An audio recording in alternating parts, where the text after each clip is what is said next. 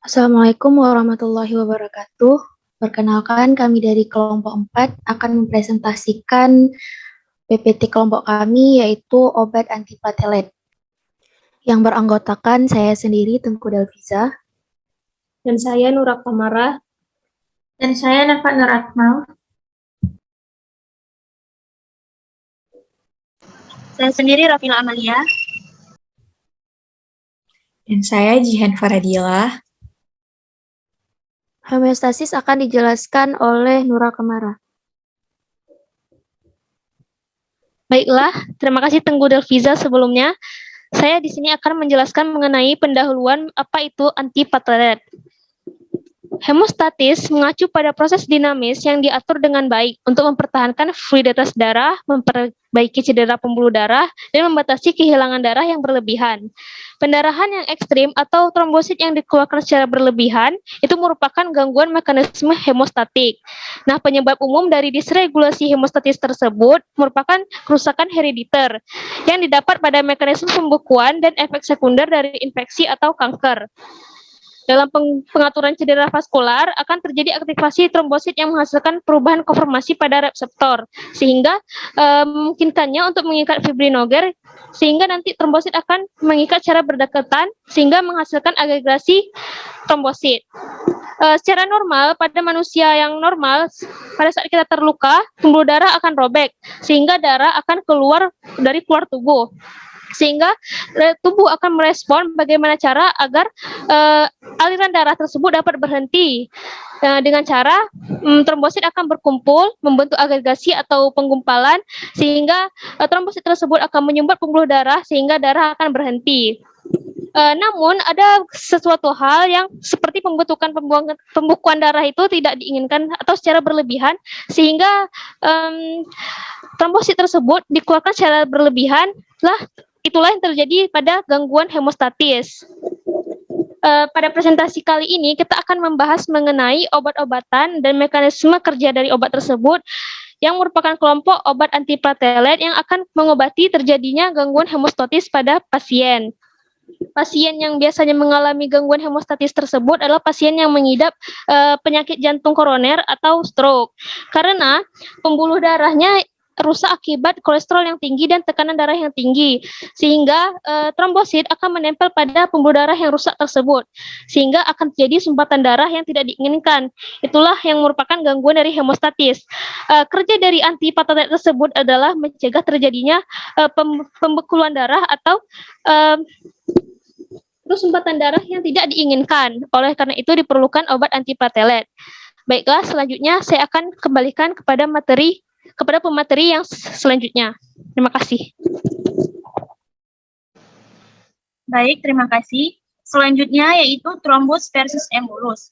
Trombus itu merupakan bekuan darah yang menempel pada dinding pembuluh darah. Sedangkan embolus yaitu bekuan intravaskular yang mengapung dalam darah. Jadi, trombus yang terlepas menjadi embolus. Baik trombus maupun emboli itu sangat berbahaya karena dapat menyumbat pembuluh darah dan jaringan oksigen dan nutrisi. Trombus terbagi menjadi dua. Trombosis terbagi menjadi dua, yaitu trombosis arteri dan trombosis vena.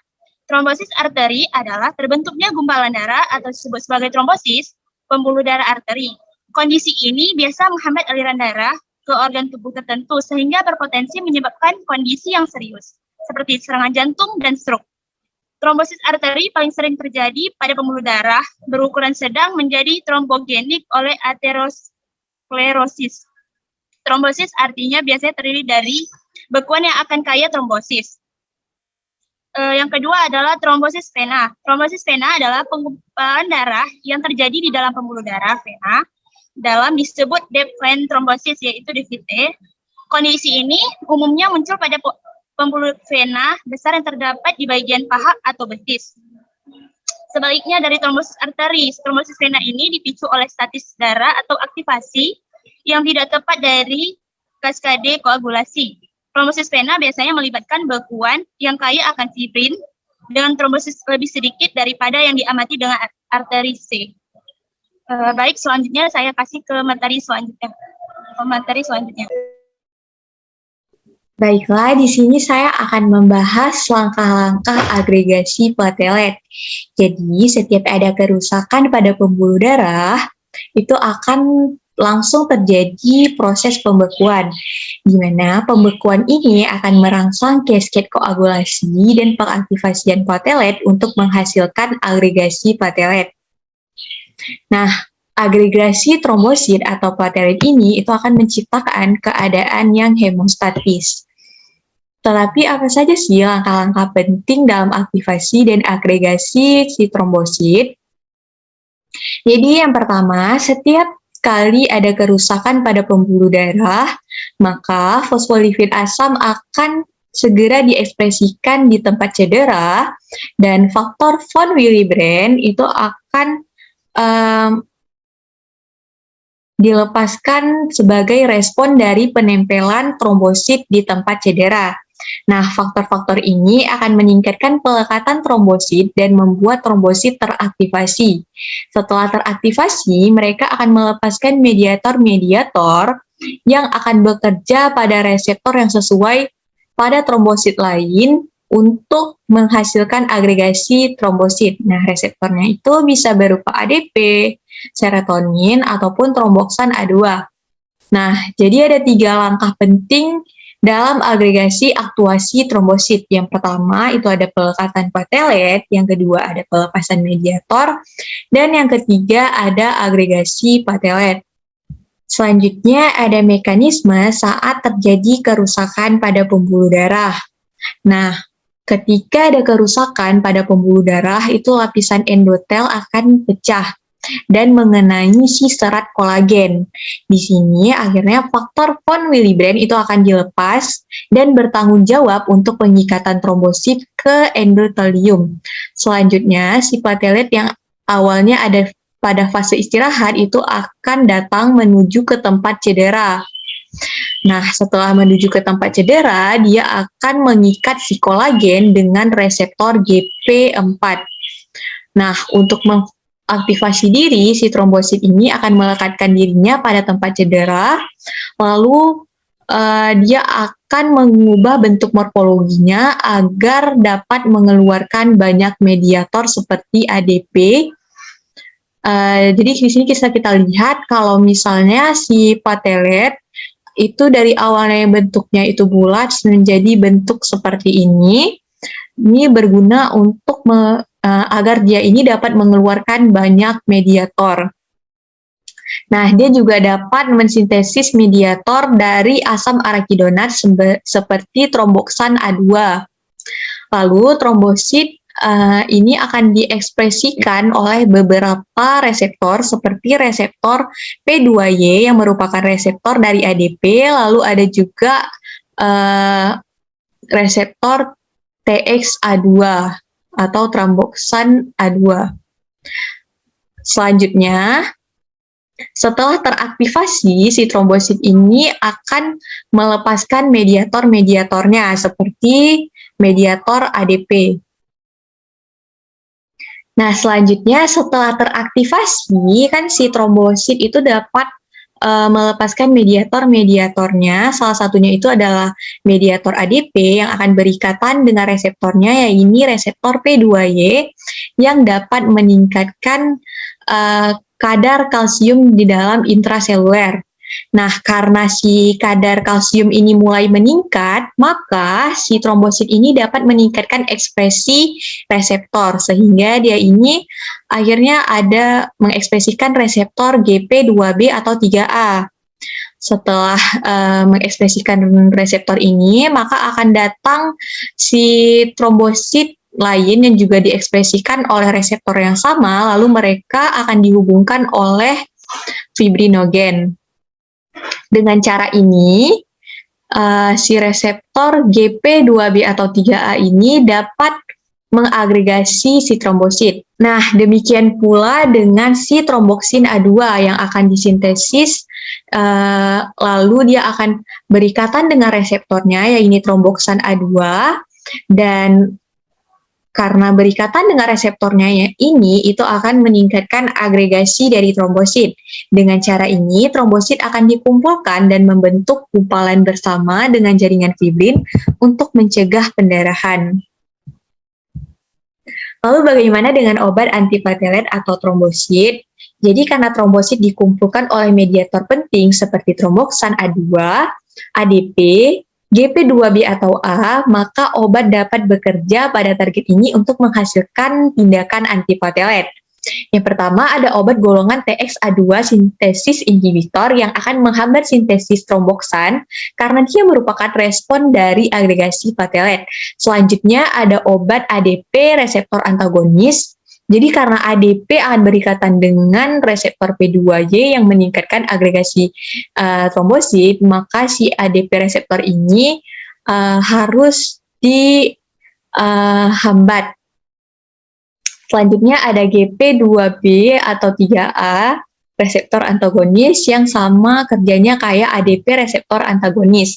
Selanjutnya ada PDE inhibitor yang merupakan golongan obat yang akan melakukan penghambatan fosfodiesterase yang akan menghasilkan vasodilatasi yang dapat menekan agregasi trombosit. Dan yang terakhir ada obat golongan protasiklin analog yang juga akan menghasilkan vasodilatasi yang akan menekan agregasi trombosit. Baiklah, selanjutnya saya kembalikan kepada moderator. Baik, selanjutnya yaitu platelet aggregation inhibitor. Nah, platelet aggregation inhibitor ini merupakan golongan obat-obatan yang gunanya itu untuk mengurangi atau menurunkan agregasi platelet, atau secara mudahnya itu kelompok obat-obatan yang digunakan untuk mencegah terjadinya penggumpalan darah. Nah, yang pertama itu ada aspirin. Mekanisme kerja dari aspirin sendiri ini yaitu seperti bisa kita lihat di gambar pada membran fosfolipid yang menghasilkan arachidonic acid yang diubah menjadi prostaglandin H2 dengan bantuan enzim COX1, kemudian diubah lagi menjadi trombonase A2. Nah, tromboksan A2 ini yaitu agen yang berperan sebagai agregasi platelet. Nah, aspirin ini dia itu kerjanya itu untuk mengikat enzim COX1 ini agar arachidonic acid ini tidak berubah menjadi prostaglandin dan trombosanase yang membuat terjadinya agregasi platelet. Next. Yang kedua ada penggunaan terapeutik. Aspirin sendiri digunakan dalam pengobatan profilaksis iskemia cerebral transient atau biasa disebut juga dengan stroke. Dan juga untuk mengurangi kejadian berulang MI dan untuk mengurangi kematian dalam pengaturan primer dan sekunder pada pencegahan MI. Yang ketiga ada farmakokinetiknya, yaitu diberikan secara oral. Aspirin kemudian diserap oleh difusi pasif, dan aspirin ini cepat terhidrolisis menjadi asam salisilat dalam hati. Yang keempat ada efek sampingnya, yaitu dosis aspirin yang lebih tinggi meningkatkan obat menjadi toksisitas, serta kemungkinan aspirin juga dapat menghambat produksi prostasiklin. Next. Nah, selanjutnya golongan obat selanjutnya yaitu tiklopidinin, clopidogrel, prasugrel, dan ticagrel. Nah, mekanisme kerja dari golongan obat ini yaitu dengan cara mengikat atau menghambat reseptor ADP untuk berikatan dengan trombosit, sehingga menghambat aktivasi reseptor glikoprotein 2B 3A, yang mana reseptor ini dibutuhkan trombosit untuk berikatan dengan fibrinogen. Yang kedua, penggunaan terapeutik. Clopidogrel digunakan untuk pencegahan penyakit aerosklerotik pada pasien dengan MI atau stroke, dan dengan mereka dengan penyakit arteri perifer mapan. Nah, penyakit arteri perifer mapan ini yaitu suatu kondisi di mana terjadinya penyempitan pembuluh darah yang berasal dari jantung ataupun biasa juga disebut dengan penyempitan arteri. Yang ketiga, ada efek samping. Efek samping dari agen ini atau golongan obat ini yaitu menyebabkan pendarahan berkepanjangan yang tidak ada penawarnya.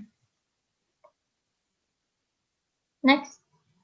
Nah, golongan selanjutnya yaitu ada aptisimab, eptifibatide, dan tirofiban. Nah, mekanisme kerja dari golongan obat ini yaitu dengan cara mengikat atau memblokir reseptor glikoprotein 2B3A sehingga mencegah terjadinya pengikatan fibrinogen yang menyebabkan terhambatnya proses agregasi platelet. Selanjutnya yang kedua yaitu penggunaan terapeutik. Agen ini diberikan secara intravena atau injeksi bersama-sama dengan heparin dan aspirin dan juga sebagai tambahan untuk PCL yang digunakan untuk pencegahan dari komplikasi iskemik jantung. Yang ketiga ada efek sampingnya yaitu efek samping utama dari golongan obat ini yaitu terjadinya pendarahan terutama jika digunakan dengan antikoagulan. Next. Nah, di sini ada contoh-contoh dari golongan obat. Yang pertama itu ada aspirin, salah satu contoh obatnya yaitu Astika, kemudian ada ticagrelor, salah satu obatnya yaitu Brilinta, kemudian ada golongan obat eptifibatide, obatnya itu integrilin, kemudian ada ticlopidinin, obatnya tikuring, dan golongan obat clopidogrel yaitu obat-obatannya Clopidogrel, Pidovix, dan Medigrel. Baik, selanjutnya akan saya berikan kepada pemateri selanjutnya. Selanjutnya adalah koagulasi darah. Koagulasi darah sendiri memiliki dua jalur, yaitu jalur ekstrinsik dan jalur intrinsik. Pada jalur ekstrinsik dapat kita lihat terjadinya apabila misalnya ada trauma pada sel ekstravaskular, maka akan mengaktifkan faktor 3. Yang kemudian faktor 3 ini yang disebut juga dengan tromboplastin, dia akan mengaktifkan faktor 7 menjadi faktor 7A. Kemudian faktor 7A ini akan bergabung kembali dengan faktor 3 membentuk faktor 7A tissue faktor kompleks yang dia itu terdapat di permukaan otot polos. Kemudian faktor kompleks ini akan nantinya mengaktifkan faktor 10 menjadi faktor 10A. Sampai di situ jalur ekstrinsik, kemudian pada jalur intrinsik dimulai dengan faktor 12. Faktor 12 sendiri adalah proenzim yang terdapat di dalam plasma darah yang apabila dia terkena atau terpapar pada dinding pembuluh darah yang rusak, maka akan mengaktifkan faktor 12 menjadi faktor 12A. Faktor 12A ini akan mengaktifkan faktor 11 menjadi faktor 11A. Kemudian nantinya faktor 11A ini akan bergabung dengan kalsium membentuk satu ikatan kompleks yang akan mengaktifkan faktor 9 menjadi faktor 9A. Pada faktor 9A ini, dia akan bergabung membentuk ikatan dengan faktor 8A dan juga dengan kalsium yang akan mengaktifkan faktor 10 menjadi faktor 10A. Sampai di sini, faktor 10A dia dengan bantuan dari faktor 5A membentuk satu ikatan kompleks dengan kalsium juga di dalamnya akan mengaktifkan protombin atau yang disebut dengan faktor 2 menjadi faktor 2A yang disebut dengan trombin. Jadi trombin ini adalah bentuk aktif dari protombin. Kemudian trombin dengan bantuan kalsium dia akan mengaktifkan fibrinogen menjadi benang-benang fibrin. Jadi fibrin ini adalah bentuk aktif dari fibrinogen. Fibrin sendiri dengan nantinya di sini ada faktor 13 menjadi faktor 13A bentuk aktifnya dengan kalsium membentuk ikatan akan membuat atau membantu benang fibrin ini membentuk ikatan yang silang, ikatan yang kuat dan membentuk klot yang kuat sehingga akan terjadinya bekuan darah. Kemudian selanjutnya proses pembekuan darah ini dibatasi juga tadi setelah mencapainya tujuannya yaitu penutupan luka atau penggumpalan darah sehingga tujuannya tidak kehilangan banyak darah, maka proses pembekuan darah ini juga harus dibatasi karena akan menghambat aliran darah ke jaringan-jaringan yang membutuhkan sehingga dibatasi oleh zat-zat yang dia itu berasal dari endotel atau dari platelet yang akan nantinya mengaktifasi faktor-faktor pembekuan darah. Yang pertama ada antitrombin 3. Antitrombin 3 ini adalah protein plasma yang kerjanya itu akan menghambat beberapa faktor pembekuan darah termasuk trombin. Kemudian heparin. Heparin ini dihasilkan oleh sel mast dan basofil, yaitu akan mempercepat aktivasi antitrombin. Kemudian ada trombomodulin, yaitu tadi faktor 3 yang dia terdapat di endotel. Jika dia berikatan dengan trombin, maka akan terkonversi menjadi enzim yang akan mengaktifkan protein C. Protein C itu sendiri adalah protein plasma yang akan menonaktifkan beberapa faktor pembekuan yang akan nantinya menstimulasi pembentukan plasmid. Plasmid itu adalah enzim yang akan memecah benang-benang fibrin sehingga juga akan memecah bekuan darah yang terbentuk. Kemudian ada prostasiklin. Prostasiklin ini dia dari endotel akan menghambat agresi platelet dan melawan efek stimulasi trombin, ADP, dan faktor lainnya. Kemudian yang terakhir ada alfa-2 makroglobulin dan protein plasma lain yang juga bersifat sebagai antikoagulan. Sekian dari presentasi kelompok kami mengenai obat antiplatelet. Lebih dan kurang kami mohon maaf. Apabila ada pertanyaan dipersilahkan. Assalamualaikum warahmatullahi wabarakatuh.